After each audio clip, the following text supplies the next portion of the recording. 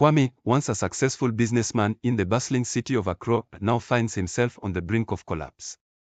His debts have piled up, his demanding career has drained every ounce of energy from him, and his marriage, long neglected, is hanging by a thread. His wife, Accra, finally asks him to leave. The heartache is unbearable, but he knows she is right. As he packs a small bag, feeling like a stranger in his own life, he wonders how everything went so wrong. With nowhere to go, Kwame wanders the streets of Accra, trying to figure out his next move. That's when he runs into Kofi, an old friend from university. Kofi, always the life of the party, greets him with a warm smile. They reminisce about the good old days when life was simpler, and they were full of dreams. Kwame feels a flicker of hope as Kofi offers him a place to stay. Desperate and with no other options, Kwame gratefully accepts. Kofi's apartment is spacious, modern, and well-kept, a stark contrast to Kwame's current state. However, as the days go by, Kwame begins to notice odd things.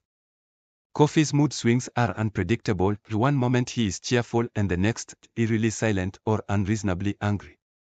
Strange noises echo through the apartment at night, and Kwame feels as if he is being watched. He starts to question if this move was the right decision. The more time Kwame spends in the apartment, the more he feels trapped. Kofi's behavior becomes increasingly erratic. He invades Kwame's privacy, reading his emails and listening in on his phone calls. Whenever Kwame tries to confront him, Kofi dismisses it with a smile that doesn't reach his eyes. Kwame starts losing sleep, plagued by nightmares of being followed or watched.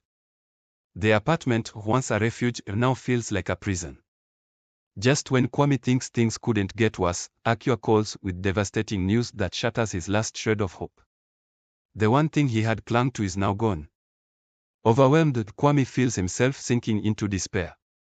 Kofi, sensing his vulnerability, begins to exert more control, blurring the lines between friend and captor.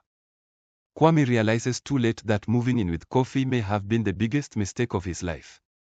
Desperate to escape the nightmare his life has become, Kwame confronts Kofi. The confrontation quickly escalates, revealing Kofi's true nature.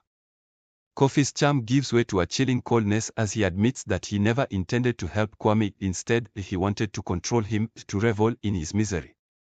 The situation turns violent, and Kwame realizes he must fight for his freedom, both from Kofi and from the demons that have haunted him for so long.